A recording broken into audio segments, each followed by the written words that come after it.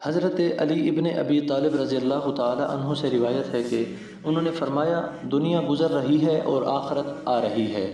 تو تم آخرت کے طلبگار بنو اور دنیا کے طلبگار مت بنو، کیونکہ آج اعمال کا وقت ہے، حساب کا نہیں، جبکہ کل حساب و کتاب کا وقت ہوگا، اعمال کا نہیں۔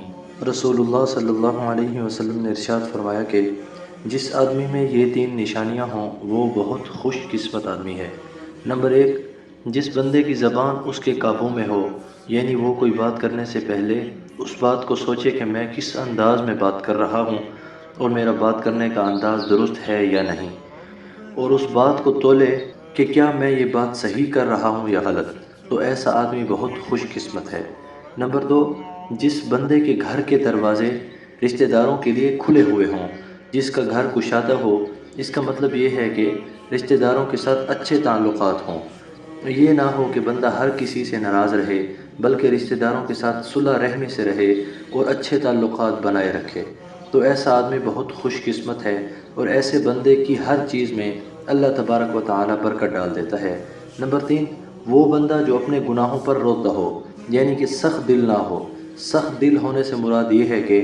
گناہ کرتے کرتے رب کو بھول جانا نہیں، بلکہ گناہ کرنے کے بعد اللہ تعالیٰ کے حضور معافی مانگے کہ اے اللہ، میں بہت کمزور بندہ ہوں اور کمزور ہونے کی وجہ سے مجھ سے گناہ ہو گئے ہیں، تو معاف کر دے۔ اکثر لوگ کہتے ہیں کہ ہمیں رونا نہیں آتا، میں کہتا ہوں رونا نہیں آتا تو رونے والی شکل ہی بنا لو، وہ رب تمہاری شکل و صورت کو نہیں دیکھتا، وہ تمہارے دلوں کو دیکھتا ہے۔ بس آپ اخلاص دل کے ساتھ اللہ تعالیٰ سے معافی مانگیں، وہ ضرور معاف کر دے گا، کیونکہ اللہ تعالیٰ تو بہانے مانگتا ہے معاف کرنے کے۔